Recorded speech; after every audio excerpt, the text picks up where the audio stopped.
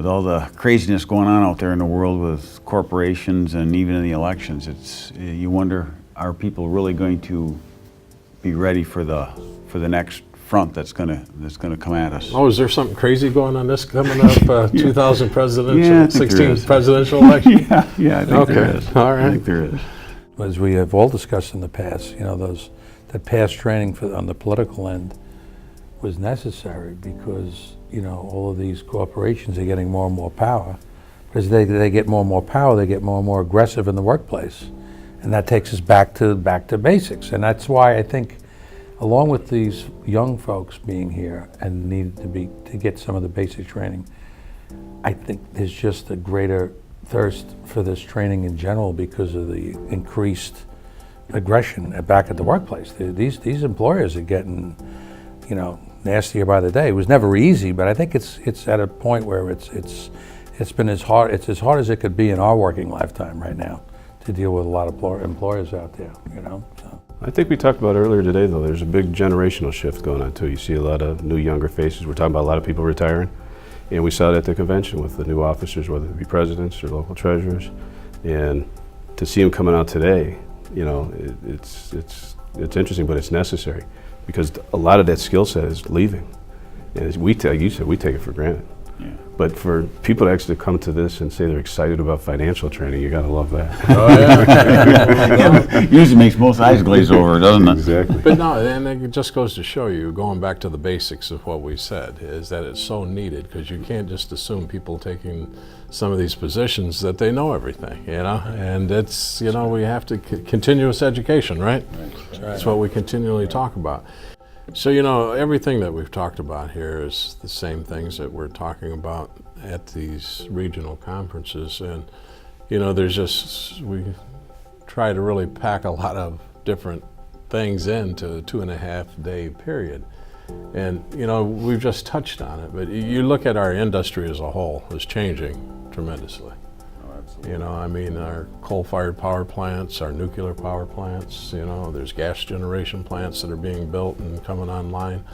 And, getting our members engaged with that whole change and that whole process because, some people are losing jobs, some people are gaining jobs. And, here again, we've worked with the DOE, Department of Energy, and Department of Labor and others to try to really get funding and mechanisms in place and to really talk about how do we get clean coal technology. All three of you have played a big role in this and our membership as a whole. And I'm proud to say that we've been leading that whole just transition for workers associated with not just utility workers but communities and workers. So, that's a big important role that our union has been playing here too. And again, your guys' thoughts. We're getting a lot of traction with that too. It's and not just because it's something that's fluff to say. We mean it.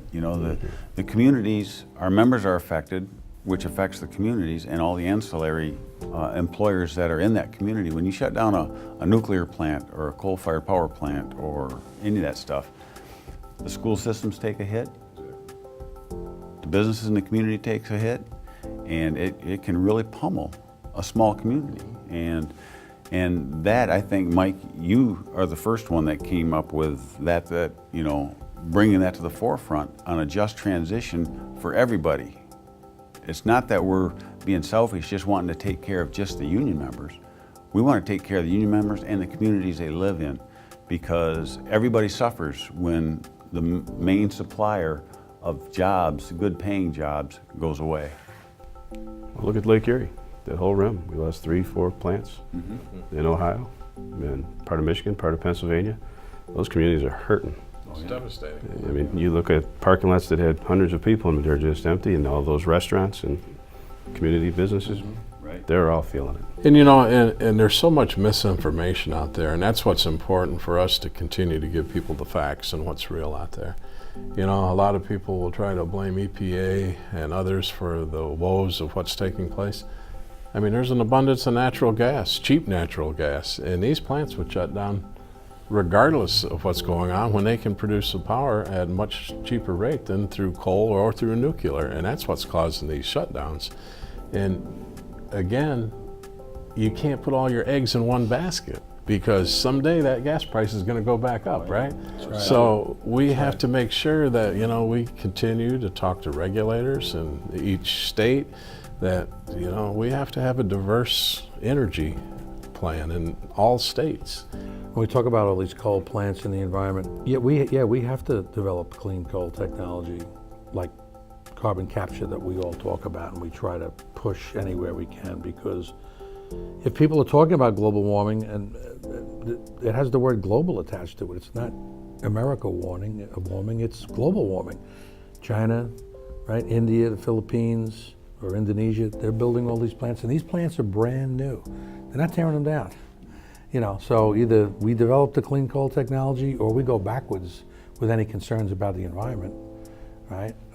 So you know, that's real. You know, and I think people have listened to us. You know, we've like you said earlier, you just got to keep beating that drum. You know, and you just got to keep saying it over. And sometimes it takes that constant repetition, but I think people are listening. You know, and for everyone's sake, you know, in the end, everyone benefits then, right? We have communities that aren't devastated. We have, you know, good jobs for folks, and for environmental concerns, they're met at the same time. So that direction is a win-win, you know. Who knows what the technology will be in 100 years from now, but we know what we have to deal with now. And as we've said, and you've said so many times, Mike, you know, the all of the above approach, you know, is what makes sense. You can't put all your eggs in one basket. Well, I mean, look at the involvement that, you know, we're having with the nuclear promise, right? They've got to get the nuclear cost per megawatt down to $27, and even then they don't know if they can sustain the nuclear plants. You're talking a big shift, and you don't just shut down a nuclear plant and then 2 years later say, okay, well, now natural gas went up, we got to spin that one back up. It's not going to work that way. You know, it doesn't work that way with a nuclear plant for sure, and it's even difficult with a coal plant. I'm aging myself, but you go back to the 70s when they had the oil embargo, right? Some of these utilities switched their coal plants over to oil. They no more than did that, and the oil embargo came. That all went up, and they had to shut those plants down because it was too expensive. They couldn't backtrack and go back to coal. Right. You know, I mean, so the same thing's going to happen, or could very easily happen with gas, right? Everything's got a balancing effect, and like I think you just said, it doesn't stay cheap forever. You know, cheap and corporations don't Yeah, that doesn't survive in the go same hand in environment. hand. No, they don't go hand in Exactly. hand. So it's as soon as they can run it up, they're going to run it up. Yeah. Well, Yeah. you know, we've talked about a lot of the challenges and, you know, a lot of the solutions, actually. You know, I mean, we're offering up, you know, ways to fix these situations and issues, you know, investing into the infrastructure, you know, investing into our workforce, investing in training, you know, in the education of people in our communities. And, you know, there's a lot of stuff, good stuff here that we've talked about and can do. And, you know, and then as we're moving forward in this year, you know, we've got another major issue in front of us for working families and working people across the country. I don't care if you're a union worker or a non-union worker, we're all working people, and it's 2016 elections coming up. And, you know, people have to really look at the facts, and so many times the facts get clouded, you know, about what the real issues are. We'll worry about emails more than we will about having Social Security and or, you know, Medicare. pensions and health care and good jobs, good paying jobs, you know, life-sustaining jobs. We get so... I think we get caught up, we saw this in the mid-year elections, mid-cycle, D's and R's. And I think as a union and for working families, we need to keep talking about working family issues and just get off the D and the R issue. We've talked about this before because, you know, your politics are what they are, and if you look at the candidate that's supporting working family issues, that's where you need to go. Exactly. We get polarized right off the bat as soon as you put that label in front or behind that candidate. And if that candidate's actually for working families and working issues, that's who we need to support. You know, the economy isn't like the weather. It just doesn't happen to change. All these things are happening for a reason. People are orchestrating this, you know. And, You know, I just find it interesting. We talked earlier about the infrastructure that no matter what political persuasion you are from, you can't deny that that has to be fixed. But nobody can deny anymore that, you know, workers in the country, you know, haven't had a real raise in 30 years. And even those that are responsible for causing that problem, they're now coming out and telling us how bad they feel for everyone and how they want to fix it. You have wage inequality all of a sudden, yeah. And their solution is to annihilate unions, the very organizations that fight to get people raises. Exactly. So I'd like someone to explain that one to me someday. Well, when you vote for people, getting rid of the R&D, I agree. If you just put on there, this is where this person stands for, and this is what this person stands for, and you had your blinds on, and you were blinded, and they just told you, this candidate, no name, stands for this. This candidate stands for this. Which lever do you want us to pull, right or left? You know, you'd be surprised at how the difference. I think that the elections would turn out. What's that old saying? Vote your economics, lobby your interests. Yeah. And I think we get that kind of mixed in the same cesspool. Oh yeah. Yeah. Yeah. You know, coming out of the convention, you know, our theme, reclaim, retrain, repower, and repair America, you know, that's been something that we've really been moving forward with, and that's our work plan, basically, is, you know, Jerry put it at the opening of the conference today, which I thought was a good way of, you know, framing it. And I'd just like to hear your thoughts on, you know, where we're headed with all this, and do you think we're on the right path? And Well, Mike, think City Club. That was an eye-opener for a lot of folks there. You know, we were down there early February, and you did a presentation in Cleveland. And a lot of people didn't know some of those issues. To bring those infrastructure issues out and talk about, you know, some of the concerns with water, gas, electric, et cetera.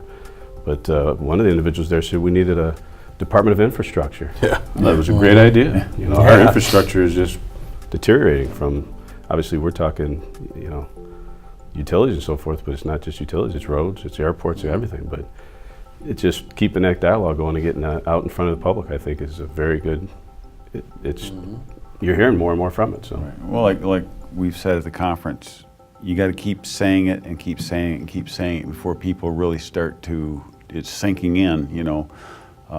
Everybody takes electricity, water, and gas for granted until they don't have it. Exactly. And then all of a sudden, you know, it's a major catastrophe, because it is, you know, it's life necessities, you know. In the winter, if you can't heat your house, you're in trouble. If you don't have electricity, you can't heat your house. If you don't have water, clean water, like you had mentioned earlier, Flint, look at Flint, what's going on there? So repairing America is something that isn't a want, it's a necessity, it's a need. And some of our employers are getting it, some of them aren't. You know, the ones that are better employers, you know. We have good ones, we have bad ones, but we need to keep pressing on all of them to do the right thing, because these jobs are family-sustaining jobs. You know, you're not working 40 hours a week and standing in line for food stamps and handouts, you know, or these jobs, you know, you can support a family, you can put your kids through school, you know, and you don't have to worry about the very necessities of life being shut off. You're not losing, you know, have them come and shut off the power, shut off the gas, shut off the water, because you can make all your payments. And those are things that resonate not just with us, but with the general public. They all want that. You know, they want the utilities and they want the jobs, and we can give them to them. We can train them, and we can make a path for them, and that's what we need to do. And look, it's not like there isn't plenty of examples, as mentioned several times already, Flint, and our own, which is part of our industry. And we had San Bruno right out here in California, fatalities there, and, you know, damage through Aliso Canyon, and then in New York City recently, right? Fatalities there due to a gas main explosion. And what does it turn out to be? The gas main is 127 years old. And these are the things we've been able to, you know, as we talk about this, you know, tell people, you know, that we know this, we work in these areas, and you're pulling wooden gas mains, wooden, you know, water mains out of the ground. I mean, you look at the whole infrastructure, I mean, we're living on borrowed time. you know, we really, we're back to our industrial revolution. It's like over 100 years ago. All this stuff was brand new. We were the industrial might of the world. Now it's come past due. If we want to stay where we are, not only keep our people safe, but have a good quality of life and stay, you know, as a world leader, industrial-wise and otherwise, you know, these things have to be done, you know, and as you said, I think you put it well, Steve, it's not a want, it's a need, you know, and I think that's what people need to know. And I think it's at the point now, you know, with other things, it's for those that wanted to resist it for political reasons, they can't deny it anymore, you know, because of these examples that exist now where people are actually killed. Those that wanted to resist it maybe for political reasons, they can't fend that off anymore. They can't get away with it anymore. Something's going to have to give now, and they're going to have to do something with it. And I loved what you had brought up about the Department of Infrastructure. I think that was a fantastic idea. Yeah. And you talk about that pipe that's 127 years old. If there's one 127 years old, there's one older out there. That's right. You know, that's not the oldest one that's out right. there. And we don't want to find the oldest one in a bad way, you know, because they're finding this old, broken down infrastructure when it explodes, right? Right. Or when the cable in the conduit underground burns up and you get a flash, someone gets hurt or killed, and that's the sad thing, is that's really when corporate America doesn't seem to be taking notice until someone's killed or badly injured, and that's something we have to work on to change. Isn't it interesting how it's worked its way into the political campaign? Oh, Finally, yeah. Finally, it's in the presidential campaign. You're hearing both sides talk about it. Yep. I don't know what it's taken so long to do, but it's finally getting. Again, you got to keep talking about Yeah, it. they And can't somebody's deny got it to keep anymore. bringing it up. Well, Yeah. we've continually brought it to the forefront. When you think about it, when your water and wastewater systems are rated at a D minus, your natural gas at a D, and your electric at a D plus, I mean, that's pretty pathetic. And we talk about bringing back manufacturing and bringing back jobs. Who is going to relocate any type of industry in an area where you can't guarantee them safe, reliable gas, electric, and water? You know, so we have to kind of clean up our own in-house and infrastructure before we can even contemplate. You know, Build your plant here, and maybe you'll have utilities. Exactly. Yeah, it doesn't work. Exactly. Well, again, that just goes along with our educational conferences, educating our members, but also educating the communities on what utility workers do. And, we like to pride ourselves on being a union with solutions, and we keep taking it one step further too. And then, I like to talk about our utility worker military assistance program and the success we've had there. I think that's been a very positive around the country. I think it's a model that's second to none. And Steve, you've been engaged with it. John, you've seen parts of it. Mike, so have you. And just your thoughts on that. Well, when this started, our first, of course, was in Chicago, and Rick Passarelli is heading that one up, and we're on cohort 12 now. And there's 25 veterans in each cohort. So that's 300 veterans, if my math is right, that we have been able to train, put through the program, and get them into the utility industry in Chicago. And you figure all of the skills that they learn and do when they're under fire overseas, to come back here and do it here, that's like a piece of cake. I mean, over there they're getting shot at and doing it here, and then they can support their families. They can come back with their heads high. It just doesn't get any better than that. So what they do for us to be able to do what we do here, for us to bring them back and expect them not to have a job and benefits, that they can maintain a living with their heads high, shame on us as a country. So they deserve it. And we just got another program started in Michigan, and 40 vets went through that program. They're going through their internship now, and they're going to go into the utility industry in Michigan. And with it's like hitting they got the gold card, in both those examples.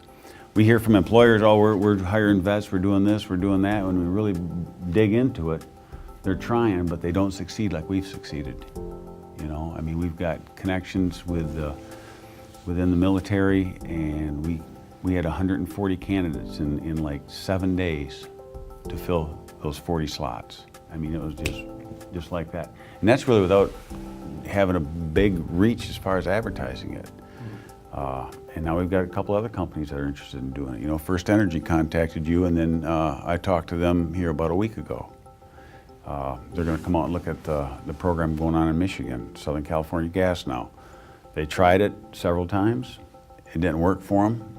They're coming full circle back. They're going to come and look at our military assistance program. So, Well, look at the initiative we got going on with the DOE, Department of Energy, and Department of Defense, sitting there with the utility industry. A lot of the military folks didn't even know that there was a career in utilities. Right. And so as we look to place some of them to come over, like you say, they've served us, and it's our, it's our turn to kind of help some of these guys and gals out. But some of the employers are actually doing minimum percentages of how many new hires they will commit to doing with veterans. But being at that table with the DOE and the DOD has been very helpful.